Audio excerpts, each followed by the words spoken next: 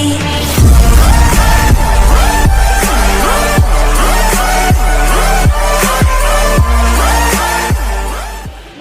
आप देख रहे हैं न्यूज़ फॉर आप तक और मैं हूँ राजधानी पटना में। आज का हमारा दौरा है राजधानी पटना का और बिहार विधानसभा चुनाव में इसी तरह अलग अलग विधानसभा क्षेत्र में हम जाएंगे और वहाँ का दौरा करेंगे।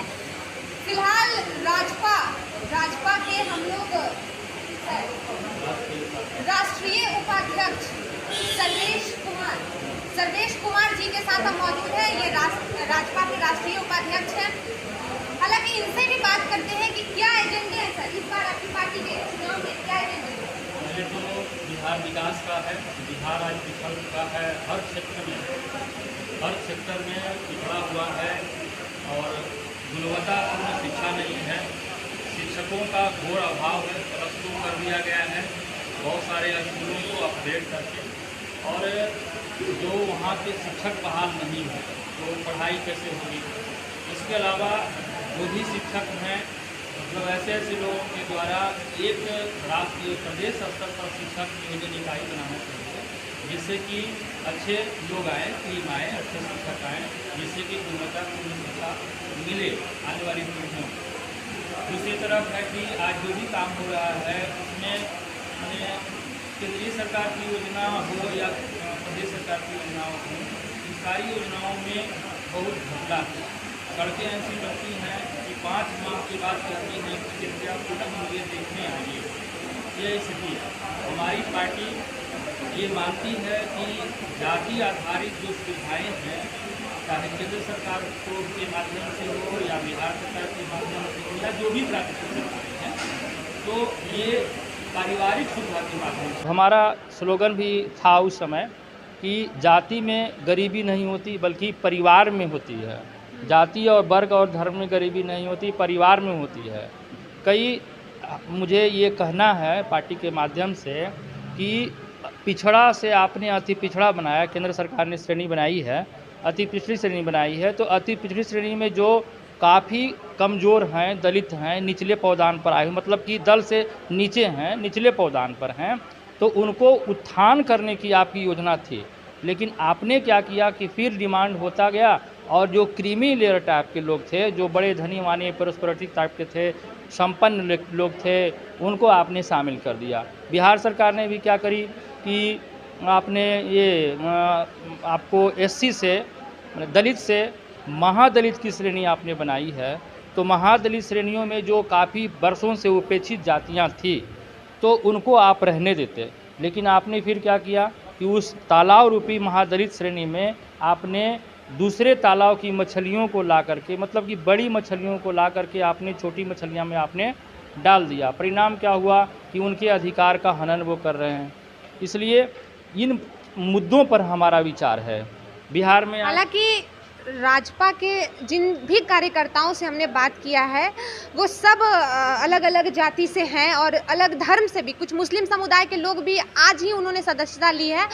पार्टी लगातार पिछले वर्ग, उच्च वर्ग, निम्न वर्ग, अति पिछड़ा सबकी बात करती है, लेकिन उसके बावजूद भी मैं ये बात 3 बार कह चुकी हूँ और अन्य कार्यकर्ताओं से भी मैं ये सवाल कर रही हूँ, किया है मैंने, और आपसे भी यही पूछूंगी कि जब भी राष्ट्रीय जनजन पार्टी की बात होती है तो भूमिहार समाज की हवा बह गई है। ये जब जी राष्ट्रीय जनजन पार्टी की बात आती है, भूमिहार समाज पहले दिमाग में आ जाता है। क्यों? आपका कहना सही है, लेकिन बेसिक रूप से भूमिहार समाज के माध्यम से हम लोगों ने पिछले आपको 7 नवंबर को जो सम्मेलन किया था, गांधी मैदान में सभा करी थी कि हम अपने लोगों को पहले ठीक करें। अब हमारे घर में मान लीजिए कि लड़ाई है, हमारे घर में रोज़ कलह हो रहा है और दूसरे घर में अगर हम पंचायती करने जाएं तो लोग हमारे पर हंसेंगे ना। तो इसलिए पहले शिक्षा की स्थिति क्या है उसको हम बेहतर बनाएं। फिर अपना घर कौन है सर? अपना घर किसको मानते हैं? अपना घर मतलब कि एक जाति विशेष कोई भी हो, वो अपना घर है। तो मतलब आपके पार्टी के एजेंडे की भी शुरुआत जाति विशेष से? हाँ, वहाँ से हुई है। लेकिन उन लोगों को ये नहीं कहा जा रहा कि आप दूसरे जातियों को आप तंग करें, परेशान करें। आप पहले जैसे गंदे विचार आप त्याग दें, लोगों के साथ मिलजुल करके एक अच्छा माहौल आप क्रिएट करेंगे। हम जहाँ कभी सभा में जाते थे तो उस समय बोलते थे कि भाई बगल में अगर मान लीजिए कि किसी दूसरे जाति का घर है और यहाँ ब्राह्मण का घर है या भूमिहार का घर है, अगर बम वर्षा होगा या गलत वातावरण होगा तो उसमें दोनों लोग प्रभावित होंगे निश्चित तौर पर। और वही 15 साल लालू जी के समय में हुआ। जैसे शाम के वक्त मतलब 5 के लगभग में ही लोग, आपकी तो उम्र कम होगी, हम लोगों ने देखा उस मंजर को, उस समय को देखा है, काफ़ी बुरा हाल था कि मतलब भारत और पाकिस्तान की जो सीमा है उसको भी लोगों ने दरकिनार कर दिया था उस समय। शाम में एक थोड़ा सा बिजली भी जलती थी, एक दीपक भी जलता था तो लोग अपने घर के अंदर कैद हो जाते थे। लगता था कि कहीं ना दूसरा गांव वाला हमारे ऊपर, तो कहीं ना कहीं आप मानते हैं कि शुरुआत भूमिहार समाज से हुई है। पहले इनको इकट्ठा करना है और बाकी अन्य जाति के लोगों को भी हम लोग जहाँ फिर बाकी पार्टियों में अगर आप कहते हैं, अगर अन्य पार्टियां कहती हैं कि आरजेडी यादवों की बात करती है और जेडीयू कुर्मी समाज की बात करती है, तो फिर बाकी में और आप में क्या फर्क रह गया? अंतर है, सबको ले करके हम लोग चलते हैं, सिर्फ इनकी बात नहीं करते हैं। इनकी जो योजनाएं हैं, हम आर्थिक आधार पर आरक्षण की बात करते हैं, तो आर्थिक आधार में तो जो दलित लोग हैं काफ़ी नीचे पदान पर हैं तो उनको लाभ होगा। जो बीपीएल कार्डधारी हैं, जो निम्न स्तर के हैं, जीवन जीविका उनका है तो उनको लाभ मिलेगा। जो उच्च वर्ग के लोग हैं या कोई भी भूमिहार की बात आपने कही है या ब्राह्मण की बात कही है तो उसमें उन लोगों को तो कोई बात है नहीं। अब तो सारे जातियों को फ़ायदा होगा, उसमें ज़्यादातर दलित लोगों को फ़ायदा होगा आर्थिक आधार पर अगर लाभ होगा तो। या फिर जाति की बात इसलिए भी आ रही है कि अध्यक्ष जी जो हैं आशुतोष कुमार, वो कहीं ना कहीं भूमिहार जाति से आते हैं। हाँ, ये भी एक कारण हो सकता है। बेशक यही कारण है, लेकिन कभी भी, और वो ब्राह्मण भूमिहार एकता मंच से जुड़े रहे हैं। हाँ, इसीलिए ये बात सामने आ रही है। लेकिन कई लोग आज देखे आपके सामने राष्ट्रीय जनता पार्टी के लोगों ने सदस्यता ग्रहण करी, तो इसमें आपने देखा होगा कि इसमें जातीय बंधन टूटा है। ये चूँकि संगठन नहीं है, उन्होंने संगठन बना करके किया था, लेकिन ये पार्टी है। पार्टी और संगठन में अंतर होता है। पार्टी में आप अब मान लीजिए कि जो मास वोटर है हमारा है हमारे साथ, लेकिन फिर भी हम अन्य को भी लेकर के चलते हैं। हम ये नहीं देखते, हम देखते हैं कि अमुक जगह से जो आज टिकट बंटवारा की बात है या जो भी बातें हैं, तो इसमें हम सबको देखते हैं कि हमारा जिताऊ कैंडिडेट कौन है। ये न देखते हैं कि हमारा जिताऊ हो या हराऊ कैंडिडेट हो तो हम जाति से देख करके उसको हम वहाँ टिकट दें, ऐसी कोई बात नहीं है, ऐसी कोई हमारी मंशा नहीं है। क्योंकि जाति करते करते युवा, कहीं ना कहीं युवा शब्द आपकी इस पार्टी से जुड़ा हुआ है बहुत मजबूती से। और अध्यक्ष महोदय आशुतोष कुमार जी लगातार युवाओं की बात करते हैं और युवा पे काफ़ी जोर देते हैं। इसमें एक बहुत बड़ा चेहरा है तेजस्वी यादव, आरजेडी से हैं, युवाओं को रोजगार देने की बात कर रहे हैं, उनके बारे में क्या कुछ कहना चाहेंगे? रोजगार देने की बात उनकी है तो उनके ऊपर तो हम कटाच अभी तो कुर्सी पर बैठे नहीं हैं, और बैठने के बाद ही लोग महसूस करते हैं कि क्या करते हैं क्या नहीं करते हैं। अभी तो नहीं बैठे हैं, लेकिन इतनी बात तो तय है कि उनके पास कोई विशेष रोड मैप नहीं है। हमारे पास रोड मैप है। जैसे हम आज देखते हैं घूम घूम करके कि 20 पंचायत पर एक डिग्री कॉलेज होना निश्चित चाहिए, लेकिन नवादा हो या कहीं भी हो, समस्तीपुर हो, और जगह जाते हैं ये सब नहीं है। आज हम आलू मंगा रहे हैं आप उत्तर प्रदेश से, और उसके बाद वेस्ट बंगाल से मंगा रहे हैं। अभी 35 रुपये 40 रुपये आलू, 45-50 रुपये आलू लेने का, ये प्याज लेने के लिए हमारे लोग, तो इसमें ज़रूरी नहीं है कि एक भूमिहार ही आलू और प्याज खा रहा है, इसमें सभी जाति के लोग खा रहे हैं।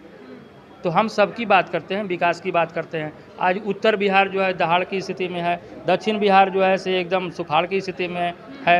वहाँ लोगों का मतलब कि बुरा हाल है। इस कोरोना काल में भी जो सरकार ने लूटने का काम किया, अमानवीय चेहरा कायम किया है, ये काफ़ी निंदनीय है और ये जांच का विषय है। जांच होना चाहिए कि इस कोरोना काल में जिस प्रकार से पैरासीटामोल दे करके, जैसे तैसे खिचड़ी खिला करके जितना बिल बनाया गया है, ये जांच होना चाहिए। तो सबसे बड़ा घोटाला बिहार सरकार का यहाँ निकलेगा।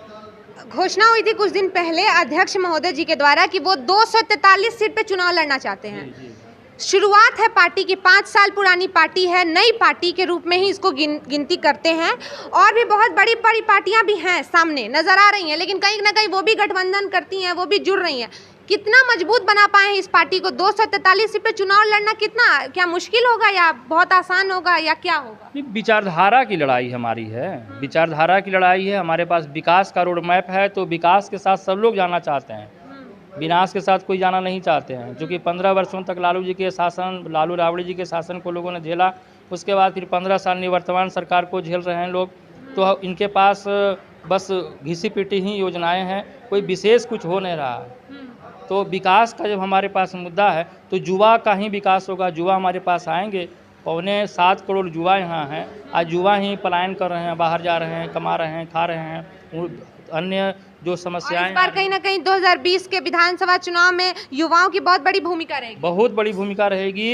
ये चूँकि यही कारण है कि सारी पार्टियां इसको अपना एजेंडा बना के इस्तेमाल कर रही हैं। इस्तेमाल करने की बात दूसरी है, लेकिन ये मूल भावना है। मूल भावना हमारी पार्टी की है। हमारे राष्ट्रीय अध्यक्ष की भी जो हम लोगों की बैठक होती है उसमें उन्हें हृदय से एकदम इन बातों को रखा है। राष्ट्रीय जनजन पार्टी की जो हम लोगों की बैठक होती है तो उसमें इन्होंने एकदम प्रमुखता से ये बात रखी है कि नहीं, हमें मानवीय वेदना, मानवीय विचारधारा के साथ हमें काम करने की आवश्यकता है कि एक संवल बिहार हो और ऐसा हो कि हम लोग चले जाएं, लेकिन एक धारा ऐसी प्रवाहित हो जो अविरल रूप से वो प्रवाहित होते रहे। ये विचारधाराएं, ये योजनाएं 2020 में कितना सफल हो पाएंगी? देखिए, अब सफल हो विफल हो हमारा वो काम नहीं है। अब हमारा काम है कि हम लोगों के बीच में ऑप्शन दे रहे हैं, विकल्प दे रहे हैं। अब विकल्प दे रहे हैं, दोनों सरकारों से लोग उब चुके हैं। दोनों सरकारों से त्राहिमाम इस जाति पाति के माहौल जो है, क्योंकि ये संगठन नहीं, ये पार्टी है। पार्टी जाति से नहीं चलती है, सबको लेकर के चलना पड़ता है। अब कहीं मान ली सुरक्षित क्षेत्र है तो वहाँ से हम एक खास जाति को देंगे, खास जाति को उतारेंगे। तो तरह तरह के हर जाति, हर वर्ग के लोग हमसे जुड़ रहे हैं, संपर्क कर रहे हैं। शुरू में लोग ऐसा माहौल बैठाए, खड़ा क्रिएट किए कि ये जाति विशेष के है। अब लालू जी ने भी किया था, या फिर आपका निवर्तमान जो मुख्यमंत्री हैं उनका भी जो कुर्मी चेतना फ्रंट से इनका शुरुआत हुआ था। तो अब हम मानते हैं कि सिर्फ कुर्मी के नेता हैं। तो इस प्रकार से तो पूरे बिहार के नेता हैं और सभी जातियों को लेकर के चलते हैं। लेकिन बिहार कहीं न कहीं इनके दोनों बड़े और छोटे के चलते, चाचा और भतीजा और या जो भी कहिए, इनके बहकाने में हमारे आने वाले नहीं हैं बिहार के लोग। अब की बार निर्णय देंगे, निर्णय लेंगे और अपने लिए काम करेंगे, बिहार के विकास के लिए काम करेंगे। इन दोनों ने बिहार को विनाश के कगार पर खड़ा कर दिया है, सुखाड़ और दहाड़ दिया है। इसमें इनके अधिकारी लोग दम भर लूटे हैं और लूटने का प्रयास कर रहे हैं बस। और आगे, और परिवारवाद, ऐसे आरजेडी के लिए अक्सर परिवारवाद शब्द का इस्तेमाल किया जाता है। क्या आप भी मानते हैं परिवारवाद चलते आ रहा है आरजेडी में? देखिए, यहाँ एक बात नहीं है, क्षेत्रीय पार्टियाँ जो भी हैं लगभग परिवारवाद को, और उसमें सेंटर की भी एक पार्टी है जो इस प्रकार से करती है, परिवारवाद को बढ़ावा देती है। गठबंधन पे क्या कुछ योजनाएं हैं? हालांकि अभी तक कोई घोषणा नहीं हुई है आपके पार्टी से और ना ही उम्मीदवारों की घोषणा हुई है। और अन्य पार्टियों की तरह भी चुनाव धीरे धीरे और करीब आते जा रहा है, लेकिन पार्टियां सीटों के बंटवारे में उलझी हुई हैं कहीं ना कहीं, चाहे वो महागठबंधन हो या, हालांकि उसे अब महागठबंधन कह भी नहीं सकते, या एनडीए हो। अभी तक सीटों के बंटवारों पे ही आपस में उलझी हुई है सारी पार्टियां। और जहाँ राजपा भी कहीं ना कहीं उम्मीदवारों की घोषणा नहीं की है। गठबंधन पे क्या कुछ योजना है सर? गठबंधन पर समान विचारधारा के लोग अगर कोई आते हैं हमारे साथ कि नहीं, हम बिहार के विकास के लिए हम अग्रणी हैं, हम आगे आएंगे, तो हम उनको सहयोग करेंगे, उनके साथ हम बैठेंगे। लेकिन हमारी जो तैयारी है 243 पर है, 243 पर है और लोग संपर्क में हैं।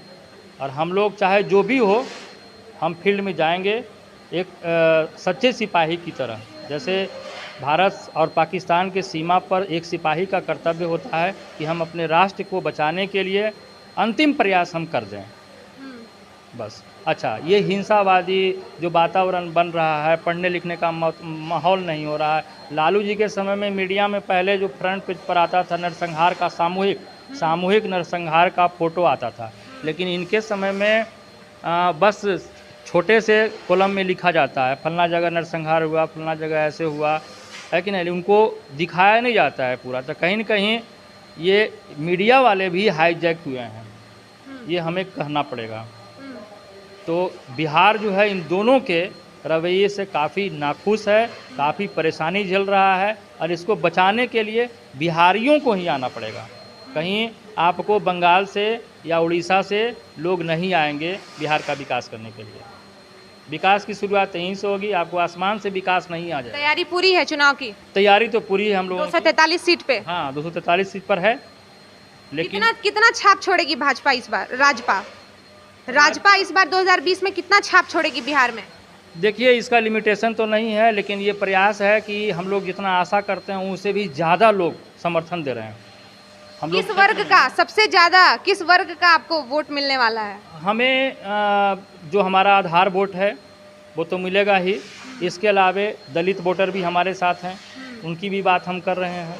अति पिछड़ा भी लोग हमारे साथ आ रहे हैं कि हम अति पिछड़ा ठगे गए हैं नीतीश कुमार से, तो ये लोग भी हमारे साथ आने के लिए तैयार हैं और आ रहे हैं, रोज़ जुड़ रहे हैं हम लोगों के साथ, संपर्क में, क्योंकि हम लोग फील्ड भी जा रहे हैं।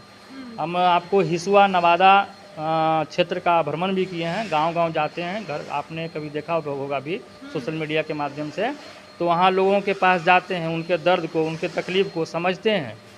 तो ये उन लोगों को लगता है कि नहीं, जाति पाति फलना ये तो अलग चीज़ है, लेकिन वो शादी विवाह तक सीमित है, लेकिन जो सहयोग और समर्थन ये लोग करते हैं वो वाकई में हम झांसे में थे, दूसरे के बहकावे में थे, और ये जो बहकावा है इससे हमको अलग हट करके काम करने की आवश्यकता है। मतलब साफ है, बिहार के लोग जाग चुकी है, बिहार की जनता जाग चुकी है। अब जाति पाति के झांसे में नहीं आने वाली है बिहार की जनता, चाहे कोई कितनी भी कोशिश कर ले। हालांकि आगामी विधानसभा चुनाव के लिए आपकी पार्टी को न्यूज़ फॉर आप तक की तरफ से ढेर सारी शुभकामनाएं, और इसी तरह बने रहिए हमारे साथ और देखते रहिए न्यूज़ फॉर आप तक। मैं भावना मिश्रा यूं ही आपसे जुड़ती रहूंगी। बहुत बहुत धन्यवाद।